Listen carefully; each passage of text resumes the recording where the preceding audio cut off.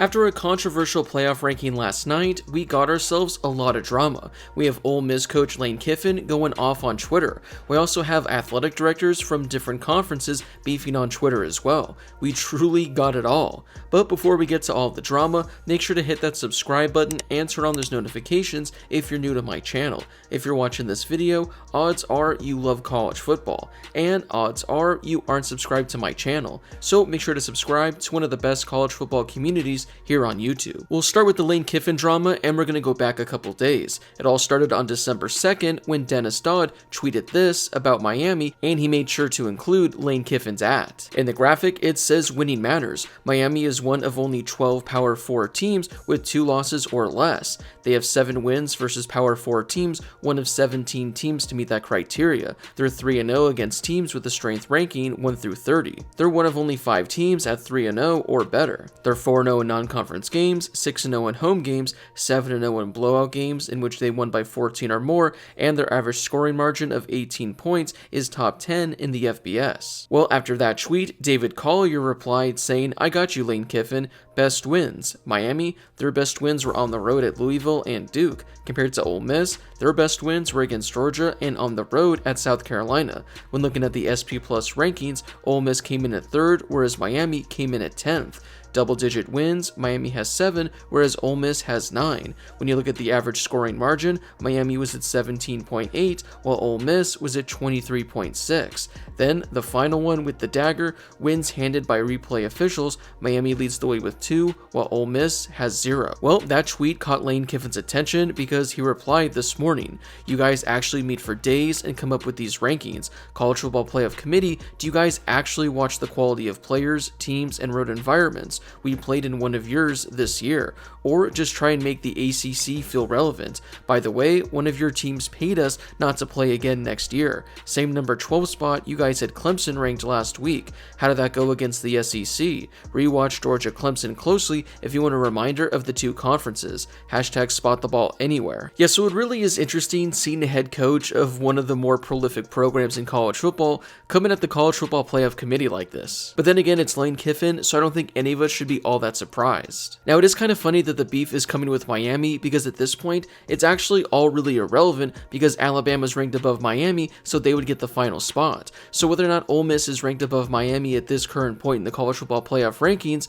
well, it's really irrelevant because Ole Miss won't be able to jump Alabama for that final playoff ranking. So I get having beef with the committee by putting Miami over Ole Miss, but for the most part, it really doesn't make a difference because the playoff committee still thinks that those 2 teams are deserving of reaching the college football playoff. But I will say, after seeing David's tweet comparing both Ole Miss and Miami, yeah, I think the Rebels definitely should at least be ranked above Miami at this point. So we have a college football coach that's taken to Twitter to express his frustrations. Well, what about athletic directors from some programs? We'll start with Iowa State athletic director Jamie Pollard. He took to Twitter last night and tweeted this: "Disappointing that straight the schedule clearly does not matter for SMU, Indiana, and Boise State. Message is clear. Win as many games as possible regardless of who you play. Time to rethink non-conference scheduling." Well, SMU athletic director Rick Hart saw that tweet and he took matters into his own hands.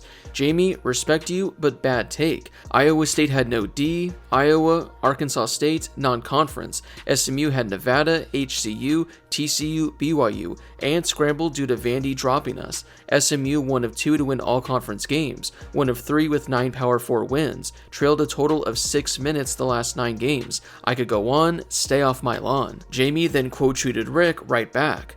"Rick, beat Clemson Saturday and I will respect your ranking. Until then, you did not play Clemson, Miami, Georgia Tech, or Syracuse and lost to BYU at home. Looks like your lawn may be artificial." Rick Hart then had the final word saying, "We will continue to control what we can control, pony up." Yeah, I love just seeing athletic directors going back and forth, pretty much giving their reasoning as to whether or not they're right or wrong, and you can kind of do that with every team that's in the college football playoff discussion. I mean, you can make the case for every team why they should or they shouldn't be in there, and if they make a strong enough case, you can honestly go with it. So I'm all for these athletic directors beefing. I honestly wish they would have kept going. I wish we'd have more athletic directors that would get into the mix because that would make all this drama that much better. Now, while he didn't take to Twitter to voice his frustrations, here was a statement statement from ACC Commissioner Jim Phillips on the latest college football playoff rankings. "We are certainly pleased that SMU moved up in the rankings and that the committee continued to recognize the Mustangs' incredible season, which should unequivocally earn them a playoff spot, regardless of this weekend's outcome. With that said, we are also incredibly shocked and disappointed that Miami dropped 6 spots to number 12. Miami has more wins and fewer losses than the team directly ahead of them, and a dominant victory over an SEC team whose late season surge includes a win over number 13 Ole Miss. Moreover, with 2 losses by a combined 9 points to a ranked Syracuse team and a Georgia Tech team that just took number 5 Georgia to 8 overtimes, Miami absolutely deserves better from the committee. As we look ahead to the final rankings, we hope the committee will reconsider and put a deserving Miami in the field. We will continue to look forward to this weekend when Clemson and SMU have an opportunity to earn an ACC championship and represent the conference in the college football playoff." Now, there is a chance where both SMU and Clemson could reach the college football playoff, so the ACC would be well represented with 12 teams. Now, if Clemson wins the ACC and bumps a team out, even in that scenario, I don't think there would actually even be room for Miami to be one of those 12 and final teams. But it's not surprising that the commissioner would go to bat for his conference. Wrapping things up, immediately after the rankings dropped last night, I went to record my reaction video. Now, I actually didn't see the interview with Ward Manuel, who was the College Football Playoff Selection Committee chair. He was asked about a number of topics that we're all wondering about, and he gave some pretty interesting answers. Here's what he had to say when asked why Alabama got the final spot over Miami. What it came down to is, as we evaluated both teams and looked at how they rank, obviously we think highly of both teams. One's at 11, one's at 12. But what it really came down to is Alabama is 3-1 against current top 25 teams, and Miami is 0-1. Alabama is 6-1 against teams above 500, and Miami's 4-2. Both have had some losses that weren't what they wanted out of those games. But in the last 3 games, Miami has lost twice. And so for us, in evaluating their body of work, we felt that Alabama got the edge over Miami. Now, what he said was true about Alabama having the better record against top 25 teams, but what about non-top 25 teams? Alabama lost to a 6-6 team that also lost to Georgia State this season. They also lost by 21 points to another 6-6 team. Whereas Miami, they lost by 1 score on the road to the number 22 team in the country by the committee standards, and then they lost by 5 points on the road to a team who just took the number 5 team in the country to 8 overtimes, and frankly, a team that should have won. Now, the next big question that was asked was whether or not the teams that aren't playing this weekend are going to have an opportunity to move up in the next and final round of playoff rankings. Yes. So those who are not playing, we will not adjust those teams because they don't have another data point, obviously. But in terms of those who are playing, how they'll move, if they'll move at all. If you remember 2 years ago, TCU lost in their conference championship game and didn't move. They stayed at 3. So we could do that, or we could adjust depending on the outcomes of the game. Any team that is not playing right now, we don't have a data point to rearrange where we have those teams ranked.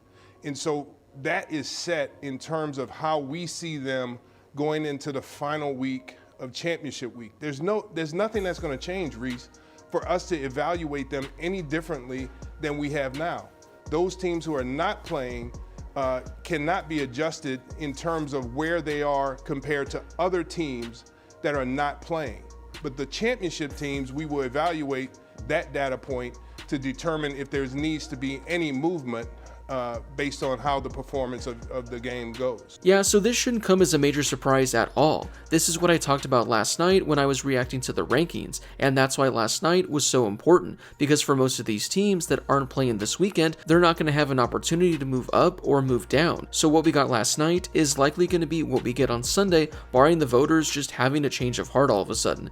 Now, I do think that what he's saying is a lie though, because we will have more data on these teams based on what happens in the conference title games. For example, let's say Georgia were to lose to Texas and they suffered their 3rd loss. While that win for Alabama and Ole Miss would still be great on their resume, it won't be as impressive than if they were to win the game. Tennessee also lost to Georgia, so that would make their loss to the Bulldogs look slightly worse. If Clemson were to beat SMU in the ACC title game, that would make South Carolina's win over them look even better, considering they just went on the road and took down the ACC champion. So while a lot of these teams aren't going to be playing this weekend, it's not true that the data is not going to change, because the data is definitely going to change based on the outcomes of conference championship weekend. Well, that wraps it up for today's video. What are your thoughts on all the craziness that we've seen over the last 12 hours? And do you think it's warranted? Do you think the committee did a good job with their rankings last night? Whatever your thoughts are on all of this stuff, let me know in the comment section down below. Before you leave, don't forget to hit that subscribe button and turn on those notifications if you're new to my channel. I'm going to be posting playoff videos every day leading up to Sunday, so to stay up to date on the latest with the college football playoff, make sure to subscribe so you don't miss a single video.